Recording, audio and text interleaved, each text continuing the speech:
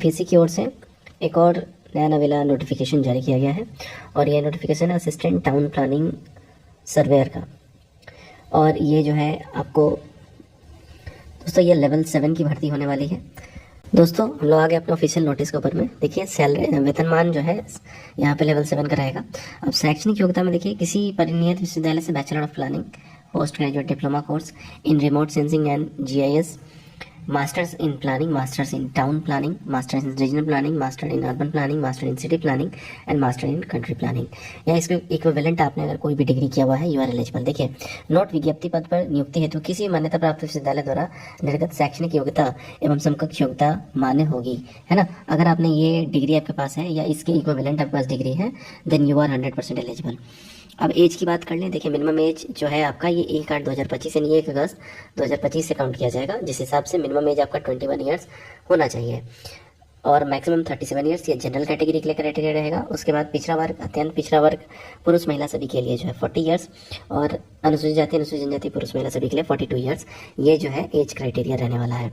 ठीक है, तो इस बात का ध्यान रखिए। अब कार्मिक और प्रशासनिक सुधार विभाग बिहार के पत्रांक 212 दिनांक 23/1/2006 के आलोक में वैसे उम्मीदवार जो दिनांक 1/8/2022 से 1/8/2025 तक, है ना, 1/8/22 से 1/8/25 तक उक्त अधिकतम उम्र सीमा के अधीन आते हैं उन्हें भी विज्ञापन के लिए सुपुत्र होंगे, बशर्ते हुए अन्य अर्हताएं पूरी करते हों एवं नियुक्ति प्रक्रिया के हिसाब से जो है अभ्यर्थियों की अभ्यर्थता पर विचार नहीं किया जाएगा। अब यहाँ देखिएगा, अगर आप 1/8/2022 से 1/8/2025 तक इस बीच में अगर आपका एज मान लीजिए लैप्स हो रहा है या आप अपर एज एक्सीड आपका हो रहा है देन यू आर एलिजिबल, आपको यहाँ पर उम्र में छूट मिल जाएगा।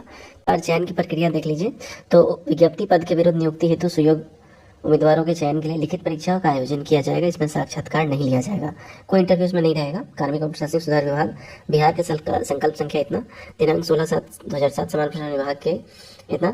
अब देखिए बेसिकली बोला जा रहा है कि भाई 40% जो है जनरल कैटेगरी से है तो आपको बुलाना पड़ेगा, तो ये एक स्टैंडर्ड प्रोसीजर रहता है, बट आपको बेसिकली कट ऑफ तो पार करना ही होता है। अब देखिए लिखित जो परीक्षा है 2 पत्रों की होगी, जिसमें एक पत्र अनिवार्य और एक पत्र वैकल्पिक होगा। प्रथम पत्र समान अध्ययन यानी ऑब्जेक्टिव होगा और एक वैकल्पिक पत्र वो भी ऑब्जेक्टिव होगा जो प्लानिंग अथवा रिमोट सेंसिंग एंड जीआईएस से रिलेटेड होगा। और यहाँ पे क्या बोला है, specialisation in urban regional studies के लिए अलग से पेपर रहेगा। ठीक है, लिखित परीक्षा वस्तुनिष्ठ के प्रत्येक पत्र के लिए विषय पत्र, समय, प्रश्नों की कुल संख्या और कुल अंक यहाँ पे बताया जा रहा है। देखिए 2 ही पेपर आपको इसमें केवल देना है। एक होगा आपका जीएस का पेपर जो कि 125 नंबर का होगा, ठीक है, 125 माफ करिएगा प्रश्नों की संख्या होगी और 100 अंक का होगा, 2 घंटा समय होगा। और दूसरा जो है प्लानिंग का होगा, 2 घंटे का रहेगा, 125 प्रश्न और 100 अंक। या इसके अलावा remote sensing and GIS specialisation in urban and regional studies, यानी इन दोनों में से कोई एक आपको चुनना पड़ेगा। ये भी 125 नंबर का प्रश्नों का रहेगा, 100 नंबर, 2 घंटा। ठीक है, आपका जो मेरिट बनेगा वो 200 नंबर बनेगा। ठीक है, यानी केवल और केवल आपको एक ही पेपर देना है, केवल एक एमसीक्यू पेपर। उपरोक्त वैकल्पिक में से किसी एक विषय का चयन करना अनिवार्य रहेगा। ठीक है ना। पत्र विषय का स्तर विस्तृत पाठ्यक्रम आयोग की वेबसाइट पे आपको दिख जाएगा। लिखित परीक्षा के बाद दस्तावेज सत्यापन आयोजित की जाएगी, यानी कि सीधा आपका केवल एक पीटी का परीक्षा है, उसके बाद आपका सीधा डीवी होगा यानी डॉक्यूमेंट वेरिफिकेशन होगा, जिसमें अभ्यर्थियों को अपने ऑनलाइन आवेदन के किए गए दावे के अनुसार सभी वांछित प्रमाण पत्र की मूल प्रति के साथ उपस्थित होना अनिवार्य होगा, अन्यथा मेधा सूची में सम्मिलित नहीं किया जाएगा। क्लियर। मेधा सूची देखिए प्रतियोगिता परीक्षा लिखित परीक्षा के परिणाम के आधार पर आयोग सफल अभ्यर्थियों की मेधा सूची तैयार करेगा। तो यहाँ पे ओवरऑल आपने ये सारा कुछ देख ही लिया।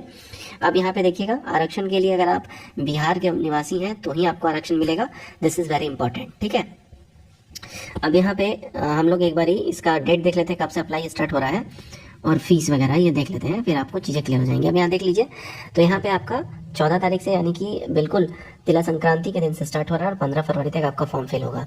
अगर आप आधार कार्ड के अलावा कोई और अगर अपना आईडी चुनते हैं तो फिर 200 रुपये बायोमेट्रिक्स फी के रूप में देना पड़ेगा, तो कोशिश करिएगा कि आधार को ही एज आईडी आप चुने। ठीक है जी, ये आप कोशिश करिएगा। आप देख लीजिए ओवरऑल सीटों की संख्या क्या है, तो देखिएगा अनारक्षित वर्ग से 13 सीट है, जिसमें से 5 फीमेल्स के लिए है, आर्थिक रूप से कमजोर के लिए 3 सीट है, 1 फीमेल के लिए है, अनुसूचित जाति के लिए 7 सीट है, जिसमें बैकलॉग का 6 + 1 7 हो जाता है, तो 2 फीमेल के लिए है।